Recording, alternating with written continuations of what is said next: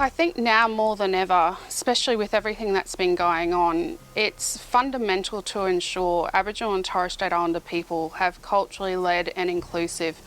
programs and services that address their real need. Unless we consider what that looks like across all of our existing services, we're not going to be able to fill what we know is already a widening gap in poor health outcomes, particularly in suicide prevention and mental health. Lifeline Australia are in a great position to utilise their existing infrastructure and what we know is a model that works, and to bring in strong Indigenous governance to ensure that we can provide services to our communities who are most at risk.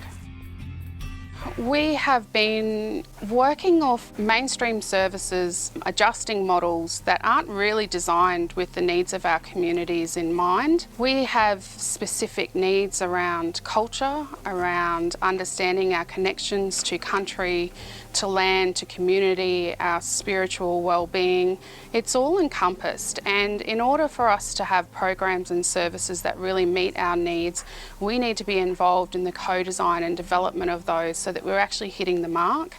We often see best intentioned development of programs and solutions that aren't led by our communities, and they don't work.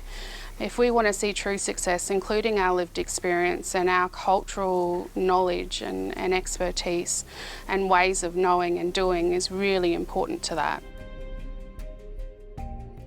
Having a national service for Aboriginal and Torres Strait Islander people, again, under the great level of experience and compassion, and I guess what is an incredible network of lifeliners around the country, bringing more Aboriginal and Torres Strait Islander people in to do that work and to support our communities is going to be a key initiative and what I consider change in acknowledging that we can, should and will be self-determined in our leadership and how we address suicide prevention activities and initiatives across this country.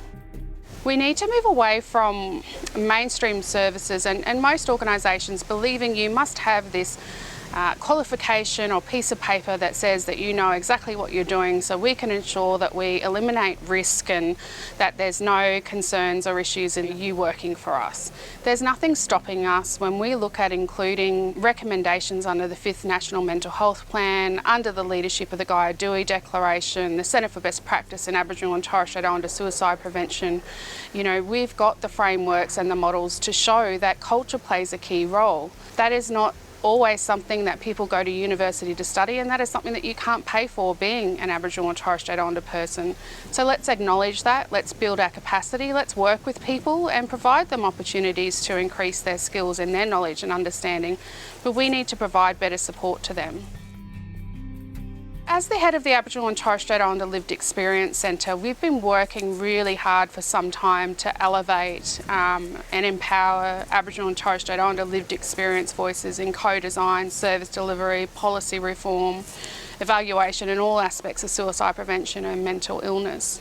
We value and appreciate that Lifeline Australia and everyone is coming together collectively to acknowledge the recommendations that have been made in this report, and in particular to acknowledge the need to have Aboriginal and Torres Strait Islander informed and led processes. We